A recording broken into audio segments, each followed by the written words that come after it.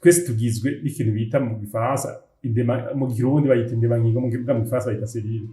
Iyo selile rero irafise ubuzima bwayo, umuntu wese afise ubuzima, iravuka igakura igapfa. Ivyo rero hariho ibintu mu mubiri wacu bitegerezwa kuraba uko bigenda. Ni nkuko navuga ati mu buzima bwacu bwa misi yose hariho abajeje umutekano batakuraba uko tubayeho.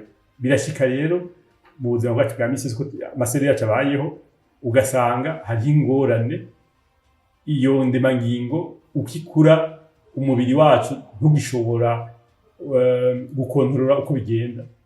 Uko rero iyo bimaze gushika ugasanga uko iyo ndemangingo ibayeho umubiri ntugishobora kuyikontorora, bica bishika aho usanga iyo selile, iyo ndemangingo ikura ata kintu na kimwe kiraba, bica bituma umuntu abona ikivyimba.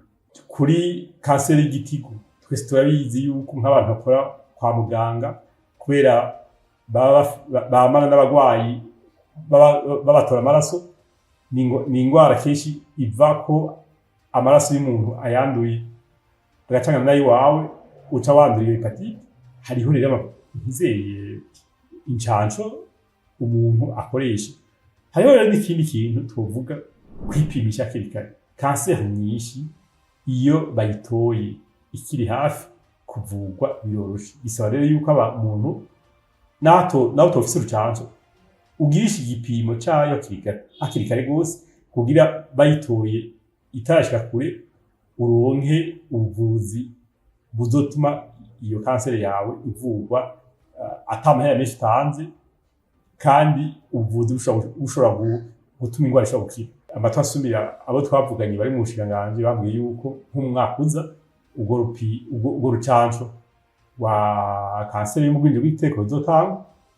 Hanyuma dufashe nko kuri kanseri y'igitigu nayo iva ku mahepatite, nibaza ko abatari bake nk'umushikiranganji w'amagara y'abantu izo ncanco zirahari, ahubwo gusa ingorane nuko badahimiriza abantu. Ntibahimiriza abantu. Nobabwira yuko nko mu bihugu biteye imbere ntushobora gukora kwa muganga utipimishije, utaronse urwo rucanco, kuko amagara yawe ashobora kuhasinzikarira. Rero ndakuvuga yuko no mu bushikiranganji bw'amagara y'abantu mu Burundi nibaza ko ico kintu gikorera umuganga wese, kuva ku muganga mutoyi akora ku bagwayi, urwo rucanco akaruronka kugira ruzomukingire. Kanseri iyo tumaze kubona mu Burundi ngaha iwacu hadupima, turabona hariho kanseri y'ibere. Kanseri y'ibere n'ukuri iragwiriye. Turabona kanseri y'abagabo, bita kanseri ya prostate, n'ukuri mu Burundi iragwiriye. Hakaza kanseri yo mu rusogi bita mu gifaransa bayita kanseri colorectale. Iyo kanseri ziraboneka cyane gose kandi n'abana bakiri bato. Hanyuma tukaza kubona na kanseri y'umugwinjiro w'igitereko, nizo zirahari. Tutibagiye kanseri yo muri estoma.